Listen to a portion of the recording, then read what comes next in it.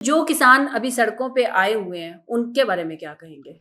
जो किसान सड़कों पे आए हुए हैं उनके साथ तो हुकूमत ने जुल्म किया। किसान के साथ जुल्म ये करते हैं कि उसको ब्लैक में खाद मिलती है, मार्केट प्राइस से कहीं ज्यादा महंगी डीएपी लेता है, यूरिया लेता है।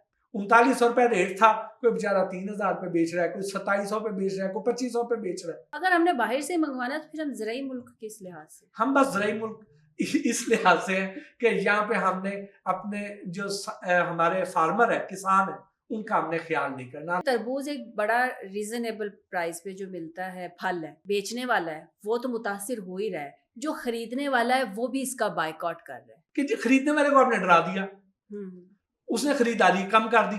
बहुत से लोग इस डर से नहीं खाते कि यार खुदा ना खास्ता इससे कैंसर ना हो जाए। जो किसान अभी सड़कों पे आए हुए हैं, उनके बारे में क्या कहेंगे? जो किसान सड़कों पे आए हुए हैं उनके साथ तो हुकूमत ने जुल्म किया। अच्छा।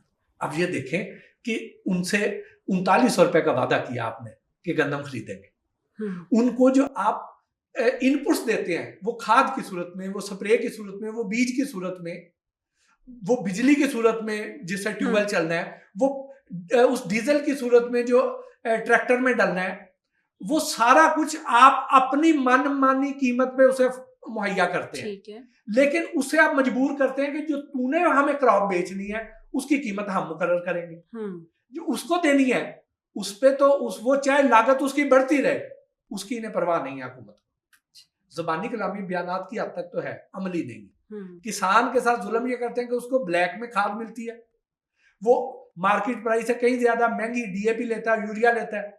बिजली आए दिन बढ़ाए जाते हैं। सोलर पे एक ड्रामेबाजी शुरू कर दी, अगर सोलर ट्यूबवेल है तो अब उस पर भी टैक्स लग रहे हैं। तो उसको इनपुट तो आप महंगी तरीन दे रहे हैं और उसे मजबूर कर रहे हैं कि आप कंट्रोल प्राइस पे दें, और ऊपर से जुल्म ये है कि आप कंट्रोल प्राइस पे भी उससे नहीं खरीद रहे। 3900 रुपए रेट था, कोई बेचारा 3000 पे बेच रहा है, कोई 2700 पे बेच रहा है, कोई 2500 पे बेच रहा है।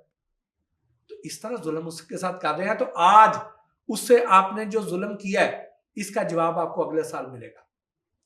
जब इस किसान ने गंदम ना लगाई तो आपको महंगी तरीन गंदम जो है आपको बाहर से इंपोर्ट करनी पड़ेगी, और फिर ये वही वाली ब्यूरोक्रेसी जो है फिर माल कमाएगी जिसने इस दफा भी कमाया है। इन्हीं के भाई जो है वहां उन मिनिस्ट्रियों में बैठे होंगे, फिर इंपोर्ट करके उसमें कमीशन खा रहे होंगे। अगर हमने बाहर से मंगवाना तो फिर हम ज़राई मुल्क किस लिहाज से? हम बस ज़राई मुल्क इस लिहाज से है कि यहाँ पे हमने अपने जो हमारे फार्मर है, किसान है, उनका हमने ख्याल नहीं करना। हालांकि ज़राअत हमारी रीढ़ की हड्डी है, हम ना उनको साथ मिल के पॉलिसीज नहीं बनाते, उनके मफादात का तहफ़्फ़ुज़ नहीं करते हैं, उनको बचाते नहीं है मरने से।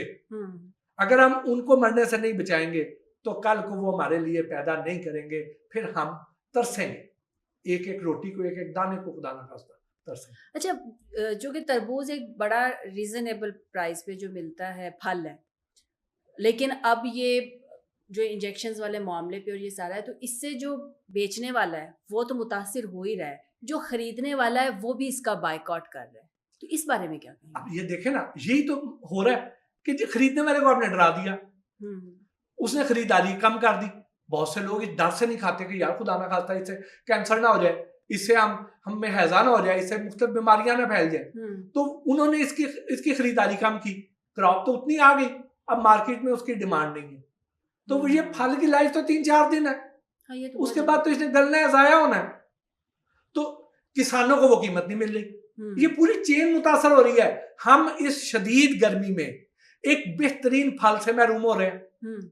जो लोग लाइल्मी में, या जो लोग इस बात पे एतबार कर रहे हैं कि ये टीके वाला है, तो वो तो एक अच्छे फल से और इकोनॉमिकल जो अफोर्डेबल है उससे महरूम हो रहे हैं, उसकी अफादियत से।